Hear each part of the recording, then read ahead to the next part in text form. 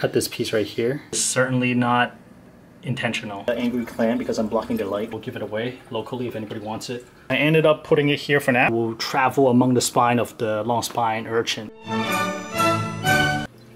Hey, what's up, reefers? Like I mentioned in the last video, the 135-gallon reef tank is getting more and more stable. And just like a lot of the reef tank that I set up in the past, usually the 1 year to 1.5 year mark seems to be the turning point of when the tank just be on cruise control and a lot easier to manage. This tank is no different, and if you actually look at some of the earlier videos I made on this tank right here, I actually mentioned that the first year and a half is going to be kind of funky, a lot up and down. It's going to be soft coral LPS for me. And when I actually hit the 2nd year mark of this tank, SPS is going to be in this tank's future. I do have some SPS in this tank already that I've been using to test the water. If you look at those 2 corals at the top of the rockwork, those were brown for most of the life in this tank for the last almost like 9 months at this point. But thankfully, after I beat dinoflagellant in this tank, settled the nutrient issue, and started dosing reef moonshiner methods to target different elements, it has really colored up, and I'll say the growth had actually exploded as well. Also, look at that other SPS that has been tucked away underneath the gorgonian. That also has exploded in growth. I feel like color-wise, the SPS can get even better because right now the light is still pretty low in par value, but at least in terms of like nutrient and elements, I think we got it unlocked. Another SPS example is this encrusting Monty right here.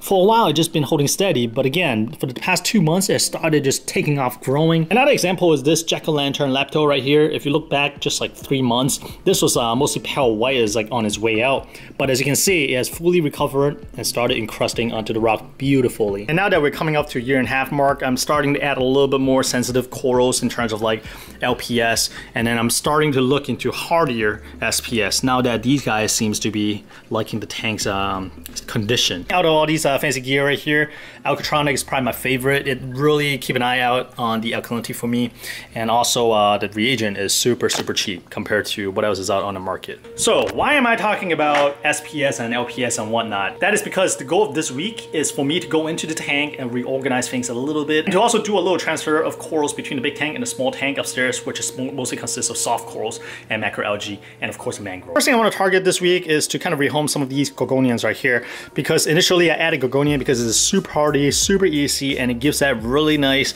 visual interest vertically, because otherwise everything's kind of flat, right? But now I have different corals that also have the vertical form, so I feel like we can start moving some of the gorgonians, and I believe that these gorgonians is going to look fantastic in my upstairs soft coral tank. I'm thinking we'll move this guy, we'll move this guy, and potentially move that guy as well. I'll also move one of the purple frilly up here so that we can open up the space for more SPS on the ridge up here, which is actually built for SPS. It's closer to light and it's right in the path of the water flow. And I'll also potentially rehome this rock with the GSP and gorgonian as well. And this GSP actually came from my drop-off tank where Mochi the frogfish used to live. So that is one strand of green star polyp I really like. You notice that there's a difference right here. That is the Dave's Nano Tank GSP, and this is the branching GSP from Lin. You notice there's no white center. But if you look at these guys right here, it has that white center. Also, the coloration of this GSP is also a little bit different. Like this one is more like a lime green, while these is more like a metallic green. So they both serve a really different purpose aesthetically. I feel like this looks more like a grass field if I were to line the bottom of a tank again. So because it doesn't have this like white dots right in the middle. But this, in terms of like the coloration, I feel like this is a little bit more impactful. So they can serve a different purpose, or I could even like have same feel. Maybe some is this type, some is this type. That'll look fantastic. Moments later. One other thing I mentioned downstairs is to move some of the corals around between the 2 tanks, and one of the focus is definitely on this Space Invader Pectinia right here. This is my pride and joy. This coral has been with me for a long time and has been through a lot of swings. And this coral actually probably visited Camp Jimbo, Reef Sensei Telegram, multiple times. Like whenever I get alkalinity swings, this guy will die back and it'll start showing skeleton at the tip. Jim will take him in and he'll come back doubled in size. And for whatever reason, this simple to maintain mangrove tank actually really fit the bill. when it comes to this Pectinia. It's loving life here. It's all inflated. So there's something to be said about keeping things simple. Things just work. Just do your water change. But of course, when your tank is much larger, doing a water change is a little bit more challenging and takes a little bit more effort. So that's also why I started looking into different alternative means of maintaining level without doing water changes. Today, the thing I want to do is to pull at least one frag from this Pectinia right here. In preparation of fragging the coral, I gotta prepare some solutions. Most importantly, I got some Lugo iodine dip. You know how you get cut, you drop this here to prevent infection. Same idea. I was trying to find instruction online to find the exact volume to use. And what I come across is what 40 drops, I'm reading here right now actually. There's 40 drops per gallon. 1 gallon is equal to 16 cups. And I'm gonna use this little water container here that I've always used, and I have the kitchen cup here as a reference. Of course, I'm not gonna use the kitchen cup because wife's gonna kill me. Alright, so right now we got our lovely wife holding the camera. Show yourself, wife, lovely wife. If you're a lovely wife, you show yourself. Oh my god, your tongue is so yellow. You need some help. It's green. Okay, come here. Alright, so we're gonna pull this coral out and we're gonna see how it looks. Hopefully it's not attached. Yep, it's not attached. Here we go, look at this. This is Space Invader Pectinia. So now I'm trying to irritate it enough so that it'll close up a little bit so we can see the skeleton, to see where we can cut it. So I think, just looking at this, right, we can probably cut this piece right here. Why are you cutting it? So we can bring some downstairs. This piece is kind of tough. There's no nub I may be able to, but I think this is probably the best bet. And obviously it's still a pretty small coral, but I think at least we can pull one frag here safely. Yeah, let's do this. Okay, so let's come over here. I specifically bought a goggle for frag cutting because enough people complained about it. I'm like, fine, guys. What about your hair? My hair, I'll wear hats like this. What about your mouth? I'll stop talking. Thanks. But mine goggle. You? Alright, let's go. Wow, 现在烧了. My god, that's iodine. I probably don't need goggle for this coral because it's not zoas and not pally especially. But, just so we're 100% safe. That's okay, I would take the goggle. I want to make sure there's a clean cut. I don't want to like rip any of the tissue. It should be a nice cut. So, here we go. No second thoughts. Nothing going into my eyes. Like this. This right here is good. Ah! There we go. Okay, so the skeleton is broke. I think there's some tissue staying on, so we'll use a razor to cut it. Here's the other piece I want. There we go. Okay, so next step, let's get the razor blade. This tip came from Reef Girl's video that I looked up. She mentioned that typically you don't want to rip any tissue because that risks infection. So if there's any lingering tissue, I'm just gonna use a razor blade to quickly slice it, and we'll drop in this iodine solution. Okay, there we go. Alright, just gonna drop these guys in here. This guy probably need to go, the main colony needs to go in as well. And hopefully this will kind of clean up the wound a little bit. We'll let them dip for about 10 minutes maybe, and then we'll pull them out and then we'll mount them. Got 2 frag plug already soaking in the tank water. At the same time I was dipping coral. This way there's no little bubble trap inside the ceramic and get released and irritate the corals. First thing first, let's return the small colony back into the tank first. And you see that I actually drop a generous amount of glue here, and that is certainly not intentional. It's just that I want to use every last drop of the super glue here, as I got like a big cut. And that's why when I squirt, a bunch of glue comes out. All set, we got 2 frags right here. Looks kind of funky, lots of messy super glue, but again, that's because I did not really use the nozzle of the super glue. But we'll see how it goes. Hopefully that coral is gonna puff up, cover up the gluing portion, or I'll clean up the super glue once it's hardened a little bit. The next day. Alright, now is the second day. A quick look at the Space Invader. The frag seems to be doing okay. It's starting to puff up. Same with the model colony. But I did not realize how big a gash that larger piece of the frag left. Look at that little big gap right in the middle. That was definitely not a great spot to cut. I totally misjudged how large a wound that's gonna leave versus the top portion. That looks great. That should recover really nicely. But thankfully, it does not look infected, at least not to me. So we're gonna keep the wound clean, make sure no detritus settles on it, and I think we should be okay. Now on to the next step. I'm gonna start shoveling corals around. Gorgonian is gonna stay here. I think I'm gonna move the Christmas tree worm rock from this here to downstairs. Reason being, it is constantly being overgrown by my zoas, Rasta zoas, and I feel like the Gorgonians and zinnias and stuff like that just keep shading it, and I think I'll have a nicer time downstairs. The only concern I have is that in the 145-gallon tank I do have a fairy wrasse that's in the tank right now, so I'm not sure if it's gonna actually pick at the Christmas tree worm rock, but we'll try it out. If I see that the wrasse is spending a little bit too much time kind of hovering around this rock here, then we'll obviously remove the rock and bring it back here. This Christmas tree worm rock right here is another coral slash invert that I really like in this tank and has been me for quite a while. This came from Will Coral Connection. I think I bought it from one of the local frag swaps. All right, and over here is where the worm rock's gonna go, and you see all those Gorgonians. So we'll be moving those into the Mangrove tank. That one is really chunky. It actually grew a whole lot and looking pretty nice. So I'm still torn whether I want to move it or not, but it is covering one of the SPS, so I may have to. And we're gonna remove some of these like loose rock and stuff like that. I have not really figured out what to do with the Gorgonian because they're just growing out of the wazoo. I'll probably just cut them off and just toss them into some for now and see if anybody locally wants it. Yeah, just too many Gorgonians, too many Gorgonians. They've been doing great. I mean, they're fantastic and they're doing great, but just too much. All right, let me drop this rock into the tank first and pull out all the Gorgonians. All right, we'll start with these and we'll see how it goes. I'm proud of. I moved one rock, everything collapsed over here. You probably don't see it right now, but I am stressed.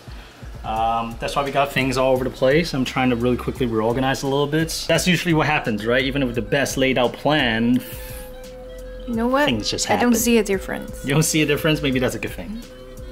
Nice. All right, we're gonna throw that big piece of rock out to clear out some space with all the corals. Wait, I'm sorry. I have a lot of rocks in this tank, and the intention was to not always have all these rocks, but just so I have them if I need them for the scape. But right now I'm pretty happy with the scape, especially since a lot of corals, they tend to come on rocks, especially a larger piece. Chunky Gorgonian, that has been growing really well. But as you can see, like once I open up the scape, it looks so much cleaner. I guess right now I can just toss this in the sump and we'll give it away locally if anybody wants it. Just be warned that I've had all kind of pests in this tank, so who knows what's in here. Yeah. Let's drop it in here for now. So these are the kryptonite candy cane. I got a little piece of zinnia. Let me pull that out first before I get in trouble. Don't know if we'll easily be able to get to these corals after we put them in the big tank. Same deal with this guy. The next morning. Not bad, but we still have a little tweaks to do. So it has been a day since I've kind of rearranged the rock work, rearranged the corals a little bit. The difference may not be immediately apparent, but if you look in details, things seems a lot more organized and hopefully everything kind of becomes a little bit more coherent. Looking at the coral placement and how they're doing right now, I think today what I'm gonna do is actually remove this Gorgonian right here. Initially, I think I just got stuck it there because they got nowhere else to go. And right now, just running into this top piece and completely eliminate the dramatic look of the this ledge right here. Perfect, I think it's actually coming out. Nice. All right, using my chocolate candy coral viewer, I want to just take a quick look at the SPS right now. That is the golden rod. It's looking beautiful as always. That's the one that has been with me through like thick and thin. Some of the other notable SPS among the Angry Clan, because I'm blocking their light, is this guy right here. I'm not sure what this is. If you know, please leave me a comment. I appreciate it. And also this one right here. I believe I got these from Lynn a long time ago, and they have ground out in my tank for quite a long time because all the nutrient issue I was having while battling dinoflagellates. But as you can see, they're making a comeback. And right underneath the clam, I got these two tiny guys right here as well. Same deal, color back up, especially the Forest Fire digitata that's in the middle of the frame right now. It totally died back. I only have like 2 or 3 polyps left, and it's making a comeback, so this is awesome to see. See how these SPS colored up and started growing, it's just really encouraging. Whether it's the auto testing, the dosing, or just me growing a little bit more as a hobbyist, and also the tank maturing beyond the 1 year mark, absolutely absolutely help. So I think at this point, I am gonna start looking into really adding some SPS because I think finally it's time. I know I've said it before, but this time I feel comfortable saying it. Like I'm not like shaking my head a little bit, but I'm saying it. I think like SPS, I gotta go. Let's add some here in this tank. The next morning. It has been about 3 days since the Aquascape changes, and I pulled out a bunch of corals and rock. And here's a macro look of how the tank looks right now. I pulled out a bunch of gorgonian that seems to kind of like crowd the space, and I feel like the tank looks a lot more open. There's obviously still some corals just dangling around on the sandbed and whatnot, so those will be cleaned out. The back rock currently houses quite a few frog spawns right there. I thought about potentially pulling that rock or modifying that rock to be a little bit higher, but then of course we got the gobies living here as well as the pistol shrimp, and I really do not want to disturb them. So I think that corner piece is going to be staying here. And at the moment I got some frog spawn there, and the light is pretty low back there as well as the flow, so they seem to be happy and completely opened up. So I think I'll leave them as is. If I can actually find more frog spawn colonies, I may potentially build it upwards towards a light, and I feel like that'll look pretty nice. Up front right here, this is kind of like the ACAN GSP garden. I don't really know where I could put like green star polyp because of how invasive they are. So I kind of put them on the left side of the tank. Lower lights, but decent amount of flow. At least it should have higher flow right here. I need to crank up the power head just a notch. I turn it down a little bit just to make sure the frog spawn's okay. But I find that with higher flow, GSP seems to spread a little bit faster, and they seem to be a little bit happier as well. But I have them mostly on individual rock right here. These are all removable, so that if they get out of control, I can just kind of replace that rock, maybe trade that rock for a fresh one and use that as a buffer. But I really like how it looks, and it's really, really bright. It's ironic. Some of the cheapest coral we got in our reef tank actually looks the nicest. I got some of the other type of GSP in the back as well. ACAN rock, I actually twisted the whole thing a little bit. So unfortunately, I feel like we're kind of missing out on how nice the ACAN look, because right now this side, it doesn't look as impressive as before when it's like turned towards us. But the scape just kind of worked out this way, so that's okay. I guess I can enjoy the ACAN from like this angle or something. Same thing with the rainbow ACAN, it's pretty much in the same spot, so it did not change much. You'll notice that the Space Invader Pectinia's frag, one of the larger frag, I've moved down here. They seem to have done perfectly fine in the mangrove tank. I was like, all right, well, let's try down here, because the water down here is pretty decent as well. And it looks like the tissue is already starting to grow over the exposed skeleton within the span of a week. So that is fantastic to see. No problem here, tissue's puffing up. So I'm pretty confident this frag will do well. To the left of the Space Invader Pectinia is one of my favorite euphyllia in this tank at the moment. Right now it's kind of puffed up, so you can't really see it, but it already grew 2 heads. It kind of pinch off and formed like complete small heads already. So that's fantastic to see how fast it grows. Can't wait for it to grow. I can frag it up. Probably line the scape with more of this type, and then if I get even more, I can start trading these. That'll be great. From the left side of the tank, the right side, I did some cleaning up as well. One thing I still need to do is actually removing that green Nymphaeus or Singularis from that area. So I used to have that bush of green Nymphaeus over there underneath the arch. Now I feel like it really took away from how dramatic the arch could look. So I kind of moved it. I was debating where to put it, and right now I just kind of shove it in the corner simply because it's lower light. I don't have anything back there. And for the most part, they seem to play well with Xenia because I tested it out in the mangrove tank. And sure enough, Nymphaea is still open, Xenia is still open. They seem perfectly fine. Later on, I may try to move the leather even closer to the corner to fill that space out, because right now it's pretty much empty space, and with leather it's not too demanding in terms of light, so I think like in that corner should do fine as well, and it'll provide like better framing of this whole entire scape in this tank right here. For the Zoa garden, I did not tweak it too much because I like how it's slowly growing in. It's just on the right track. The only thing I may do a little bit later on is potentially removing some of these grandes, because I feel like they take up a lot of room and they kind of destroy the scale of the Zoa garden. Just make the tank look a little bit smaller than it really should be. But speaking of Zoas, I am actually going to add, I think, 3 high-end Zoas to this tank soon. So that's why we got this little spot right here and a little spot right here. Getting ready to receive them. These are way pricier than what I'm used to, so I'm really looking forward to adding them. I'm kind of nervous as well. And you notice that there's one little colony of zoa that's closed up. It was being brushed up by this gorgonians right here that has been growing really well, but for this week it has not really touched the zoa, so I'm kind of, oh never mind, actually I take that back, maybe it does bang up against the zoa once in a while. So that gorgonian I've been thinking about cutting back, but it's just kind of tough because of how beautiful it looks when it's in the water current. So I'm still debating. I could potentially frag it back, or I could simply just kind of move that zoa colony somewhere else. And back there where you'll see two little chunks of kryptonite candy canes, and these were from the mangrove tank. Usually these guys poof up a lot more in this tank, but because the light just kind of turned on maybe an hour or so ago, it's not really at the prime look yet, so it's gonna take a little bit, but that definitely adds a lot to the tank. I feel like it kind of fills it in really nicely. Rainbow brick. Look at these tanks just eating away at the red seaweeds. Love feeding tanks these days. But yeah, coming back down here, you see that the Xenia to hitchhike in with this zoa rock starting to take over. So I've been putting it off, but at some point I do need to pull this rock out and just use a tweezer and just start tweezing out all these Xenia. Initially I did not do it because they're like really tiny pieces. It looks like the original owner did try it and got some tissue left among the zoas and they grew back.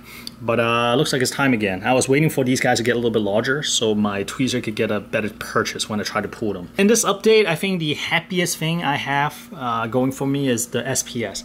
The SPS for the last month and a half, it just look fantastic. They colored up, they started growing, and I feel like we're just on the right track.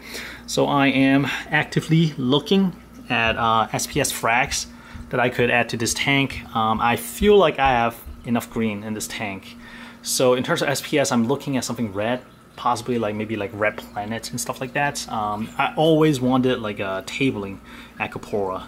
I made one attempt right there and that did not go well. I think I lost that frag doing the nutrient swing. But seeing how things are growing now, I feel like I'm probably ready to try it again. Another SPS that I really want to get my hands on is the pink Styrophora. Supposed to be really easy SPS to grow, and I really like the hot pink coloration. Huh? Dima? Messi? Huh? Okay. Alright, what was that about? What the heck? Okay, so there was like this brown thing that's always been there. It's just there.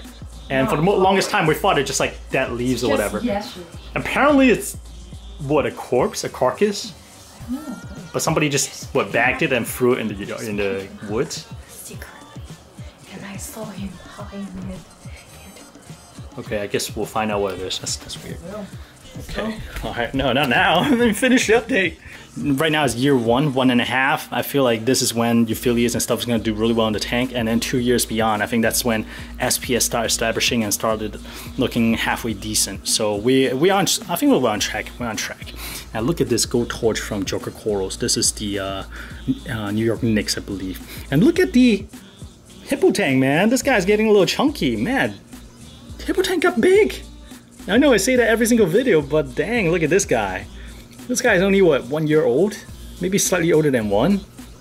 Here, yeah, it's larger than my female clown now. In terms of fish, I have been thinking about potentially adding one medium or large fish. I thought a white-tailed bristletooth tang may look good, or maybe a blue throat trigger may look good as well. So it's either that, or maybe other small fish like maybe 5 green chromis, or maybe more amphius or more flasher wrasse. I don't know yet. There are a lot of possibility. Look at, by the way, the yellow line goby and the neon goby, they're like buddies now. They chill together a lot, which is kind of cool to see. But yeah, fish, not a priority. It's more like a case of like, okay, if I come across a specimen that's beautiful and I feel like, okay, I would love to have this in the tank, then I'll pull the trigger. But I'm not actively looking per se. Oh, by the way, the Christmas tree worm rock, I ended up putting it here for now. Figure like the Proteus to kind of get acclimated to the radions, and we'll slowly maybe move it into the lights. But I feel like this is kind of like a good spot for it as well. I may need to peel off some of these Xenias and the Rastas, but I just want to get into position first. I don't want to mess with it too much right off the bat. And look at this. the yellow sponge, the ball sponge I got a long time ago is still here, just still kicking. So it's kind of cool to see. And look at the little goby right here. Huh. Okay, all right, well, enough about the big tank. Let's real quick take a look at the mangrove tank before we go. And guys, here is how the macroalgae mangrove tank looks. Not quite perfect yet. Pretty much I just jam all the coconians into the left side, clear out some macroalgae for space, and call it a day for now. I'm gonna let the thing settle in first before I really go in and tweak a lot. This is original one. You see that's really well adjusted to the light, all poofy. Really happy here.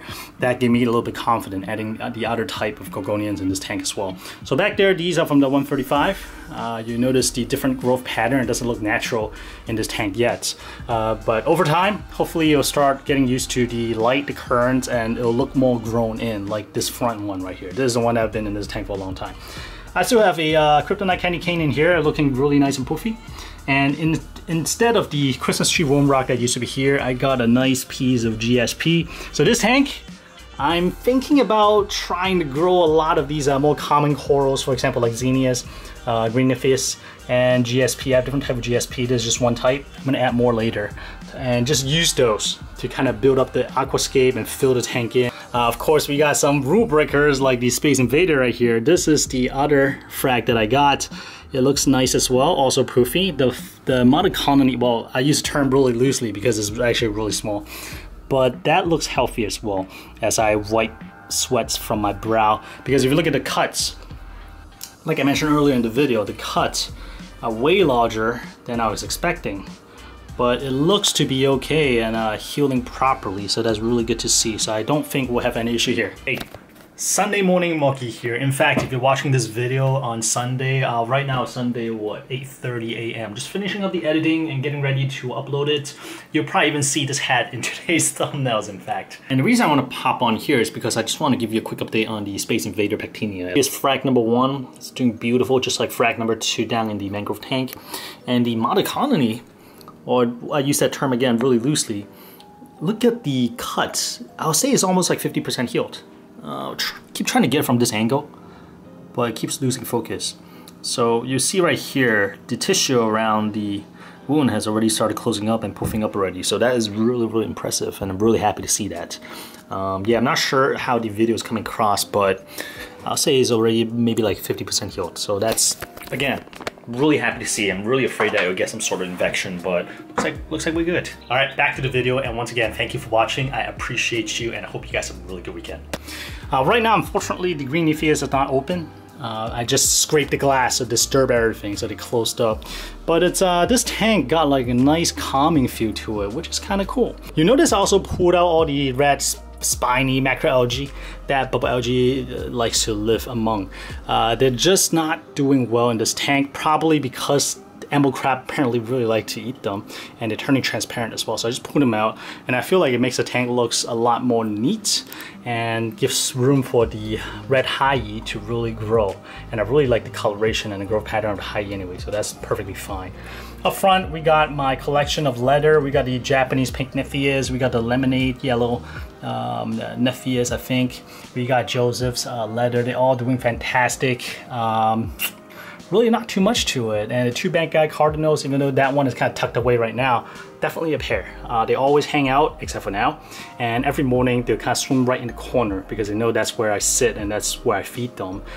So like clockwork, there's wait right there for me to feed them. I feed them pellets, flake, and stuff like that. And yeah, they just gobble it up. So I think it's just a matter of time for them to potentially mate and possibly give some babies. That would be fantastic. I would love to try my hands on some fries raising. And I think at that point, I'll probably buy a long spine urchin for this tank, a small one, and also a long tentacle anemone. I hear that the long tentacle anemone is these Bengal cardinals' natural host, and when they move from place to place, from like an anemone to another one or somewhere else, they will travel among the spine of the long spine urchin.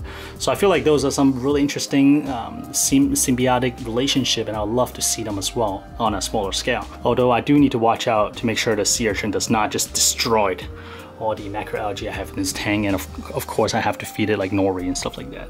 Here's Xena, the warrior princess, or Xenia, the warrior princess, still sporting zinnias on her legs.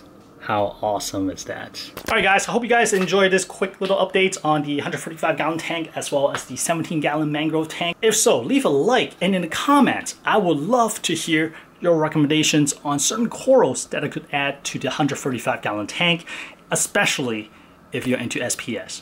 All right, guys, I'll see you next Sunday at 12:30 p.m. sharp. Bye.